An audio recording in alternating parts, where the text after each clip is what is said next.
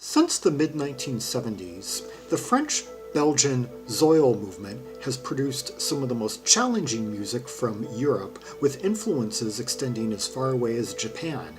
And one of the foremost releases in that vein is the 1978 singular album by Zeuhl's supergroup Weidorje, and from that album, the track Booldemug.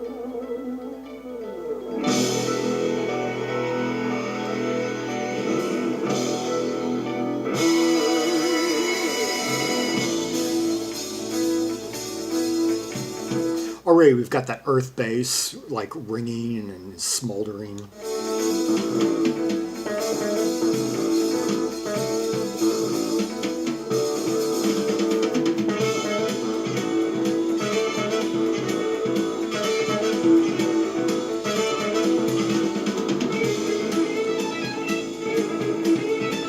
I hear that violin.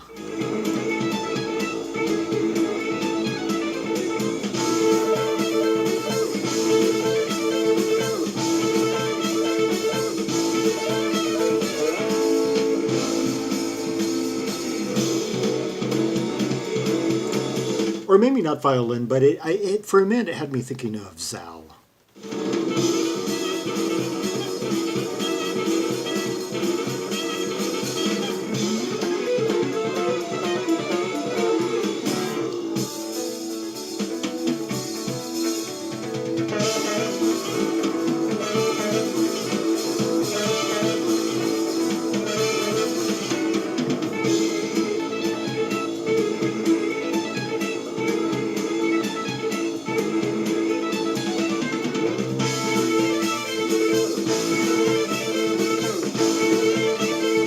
Trying to count out the time signature in this.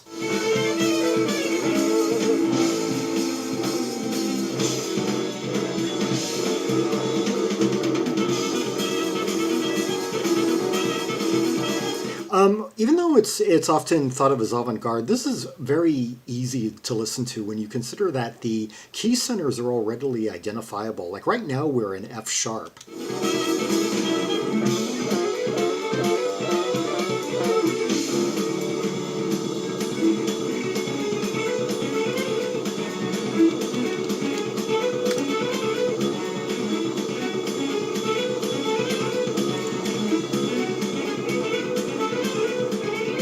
There are very few moments where they get what you could describe as, say, atonal or, dissonant.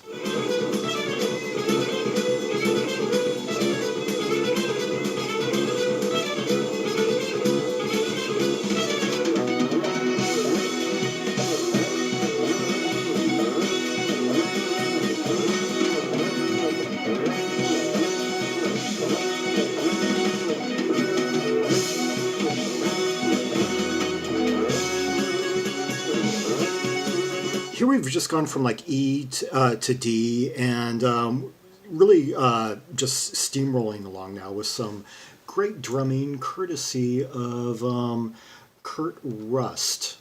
And the masterminds behind this band, though, are once and future Magma members, Bernard Paganotti and Patrick Gauthier. The second of whom would release a solo album in this vein in 1981.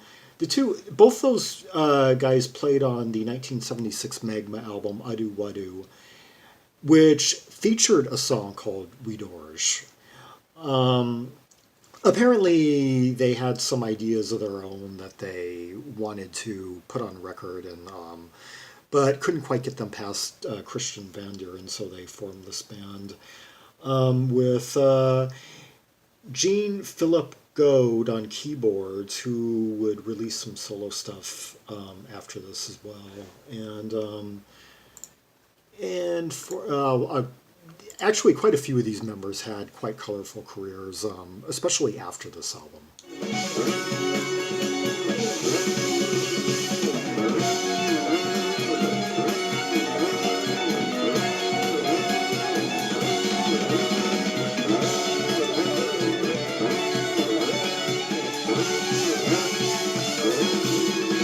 All those like high end instruments that are going on really add to kind of accentuate the urgency of this piece, you could say. But the drums are just steaming it along. Kirt Rust, the drummer here, played on the 1979 album by Saga de Ragnar Ladbrok. Yeah, French folk album that's quite revered. Oh, and he played on at least one track on Patrick Gauthier's solo album, as well as stuff by Philip Chattel. Quite a few familiar-looking album covers on his Discogs credits. Oh, a few albums by Didier Lockwood. Well, and John Greaves' 1982 Accident LP. All right, recording. Kind of a belated follow-up to Q Roan.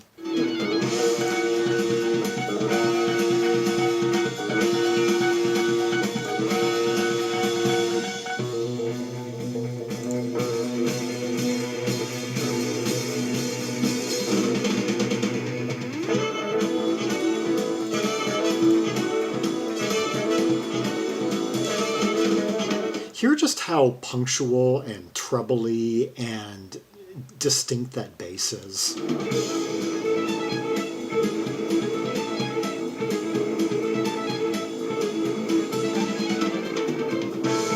Even when it's low in the mix, like right here, it's got this tone like no other. It's like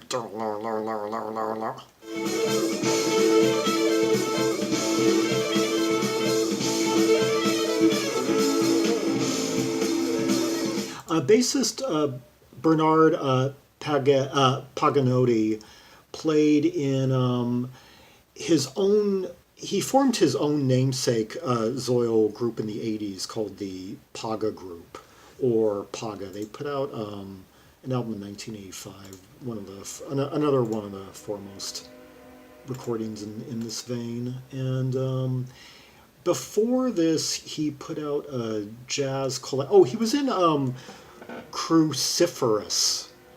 Yeah, an early like organ psych band, I think, if I recall correctly. They put out an album, A Nice Way of Life, in 1970 on the Egg label.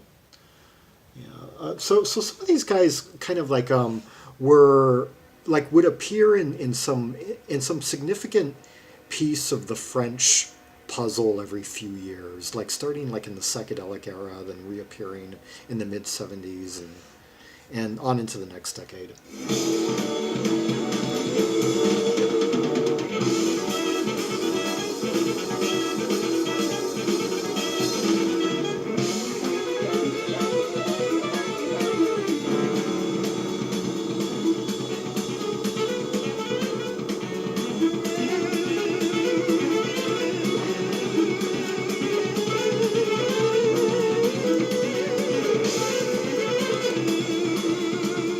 It really sounds like we've got a string instrument in here, although none are credited other than just guitar played by Michel Ettori, whose credits are rather scant.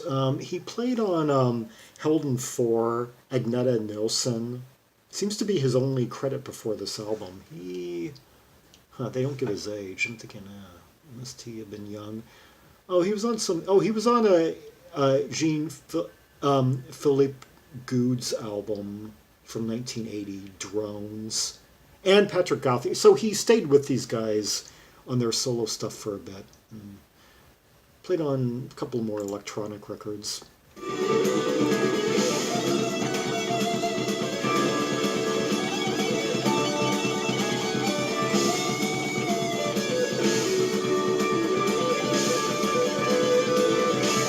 That sounds a little bit like an Ebo tone.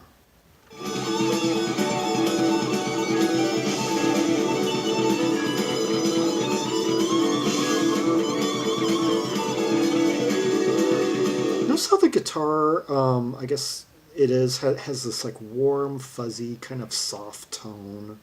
Yeah, very evocative of the Ebo, the early 80s that was quite popular among new romantic artists like Bill Nelson in his solo stuff from that time period, and like Yellow Magic Orchestra, Japan, acts like that.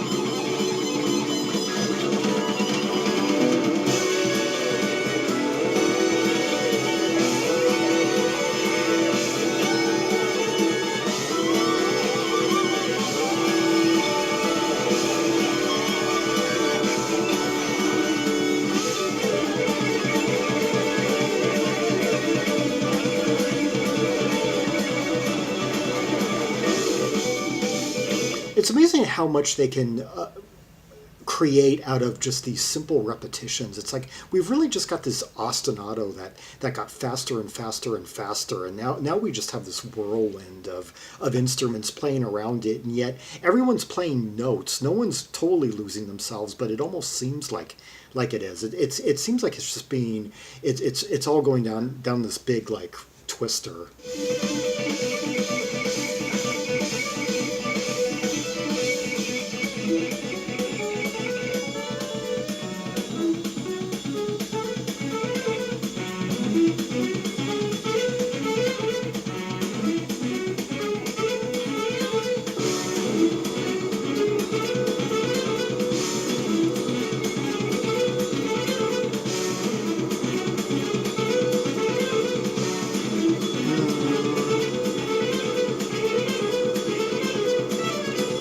Here we're just kind of like scaling up and down in the key of D.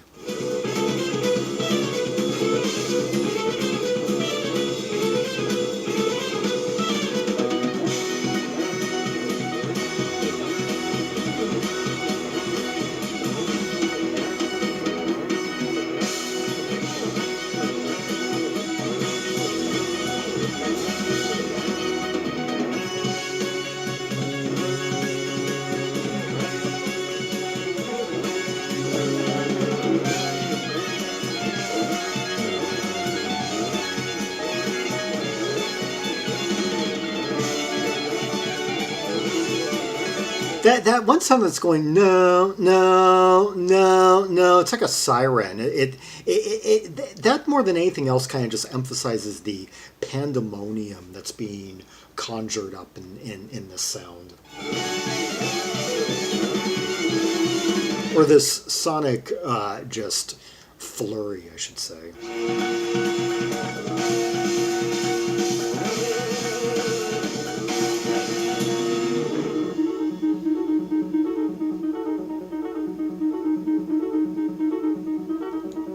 That's a characteristic of some of these pieces where they'll have a dropout and there'll just be one instrument playing this like repetitive fugue, kind of minimal, in the style of minimalism, like in the vein kind of like Reich, Glass, Riley, those guys.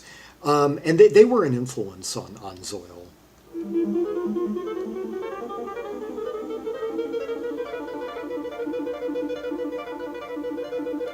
I love that 70s pitch bending technique where they just take like this loop or this, and they bend the speed on it just slightly, and it gives this hypnotic effect. That was Booldemug by Weidorje, an all-star Magma spin-off formed by Bernard Paganotti and on bass, and Patrick Gauthier on keyboards, with Jean-Philippe Goude also on keyboards. Alain Guillard on. We didn't hear him on this. No, I didn't hear any. I didn't hear any brass or woodwinds on this track. And released in 1978 on Cobra Records, and has since gained quite a reputation here in the 21st century as more people have been able to access these once very elusive recordings. And so, this album comprised of 3 tracks, that being the shortest actually. There's also the album length, the side length, Elohim's Voyage, and the 12-minute Vilna, rounding out the set. And I'm pretty sure making a lot of modern day, like best of 78 lists, and deservedly so. Even regardless of whether some of the people assembling them have a lot of choice, have a lot of knowledge to draw from or not. But anyway, for more rubies and sapphires from French Zeuhl bands, see the directory of albums by French artists linked in the description. Follow me on social media to know when the next video is coming out.